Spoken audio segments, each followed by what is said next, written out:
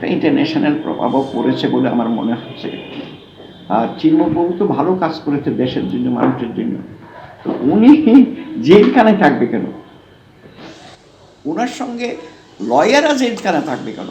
তার কারণ হলো ওনাকে নিবৃত্ত করা, মানে মানবাধিকার কর্মী বা অন্যান্য যারা লয়ার আছে নিবৃত্ত করা, যাতে করে মামলাটা পরিচালনা করতে না পারে। তারা মনে করেছে যে বছরের পর বছর তাকে জেলখানায় রেখে দেবে উইদাউট এনি বিচার, মানে যারা আমরা যেটা বলি জুডিশিয়াল ইন্টারফিয়ারেন্স থেকে যাতে বিরত রাখা যায়। বিচার বিভাগকে বিরত রাখার চেষ্টা করা হচ্ছে, অভিযোগ সন্ন্যাসীর আইনজীবী রবীন্দ্র ঘোষের। আমি অসুস্থ না থাকলে 2রা জানুয়ারি সন্ন্যাসীর শুনানির দিন যাবই, যদি যেতে না পারি আইনজীবী ঠিক করে দেব, লড়বই, ঘোষণা সন্ন্যাসী চিন্ময় কৃষ্ণ দাসের আইনজীবী রবীন্দ্র ঘোষের।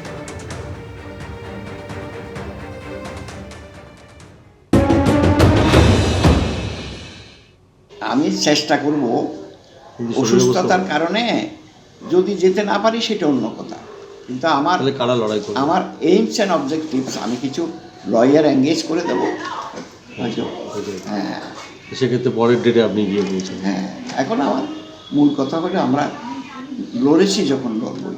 এখন আমি একটা ভালো কাজের জন্য যদি কাজ করি, ওনারা যদি ক্ষুব্ধ হয়, আমার কিছু আসে যায় না। ওই যে আপনি একটা কথা মনে আছে, সক্রেটিসের কথা আপনার মনে আছে? সক্রেটিস কী করেছিল? এত প্রতিবন্ধকতার পরেও তার বিরুদ্ধে অনেক প্রচারণা, কিন্তু সে বলছে যে আসল সত্যটাকে উদ্ঘাটন করব। আমিও ঠিক আসল সত্যটাকে উদ্ঘাটন করব।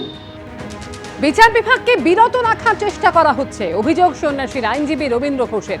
আমি অসুস্থ না থাকলে 2রা জানুয়ারি সন্ন্যাসীর শুনানির দিন যাবই, যদি যেতে না পারি আইনজীবী ঠিক করে দেব, লড়বই, ঘোষণা সন্ন্যাসী চিন্ময় কৃষ্ণ দাসের আইনজীবী রবীন্দ্র ঘোষের।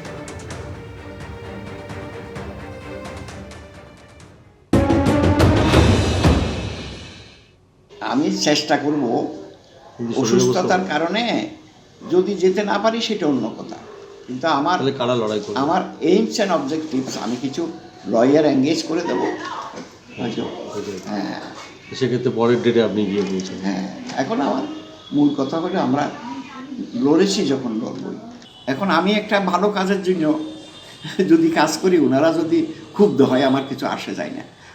ওই যে আপনি একটা কথা মনে আছে, সক্রেটিসের কথা আপনার মনে আছে?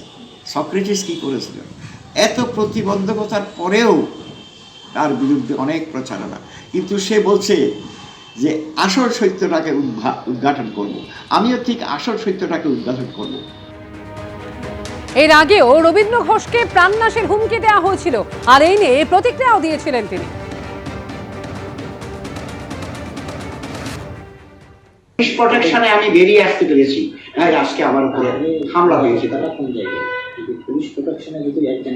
এবং কোর্টের মধ্যে ছিল পুলিশ প্রশাসন, আমাকে প্রোটেকশন দিচ্ছিল। যদি আজকে পুলিশ প্রশাসন না থাকতো, তাহলে তো আজকে আমি মনে হচ্ছে আমার জীবন এখানে শেষ ফুরিয়ে যেত।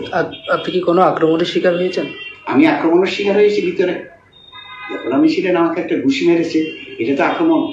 আচ্ছা, শুধু শারীরিকভাবে আক্রমণ নয়, শুধু আমাকে মৌখিকভাবেও আক্রমণ করেছে, তাই না? আমাকে শারীরিকভাবে শুধু আক্রমণ আর মৌখিকভাবে আক্রমণ করেছে। Is it due to religious faith? আমি বলবো এটা আমার ধর্মীয় কারণে এই হামলাটা হচ্ছে। That should be stop in our country, আমি মনে করি।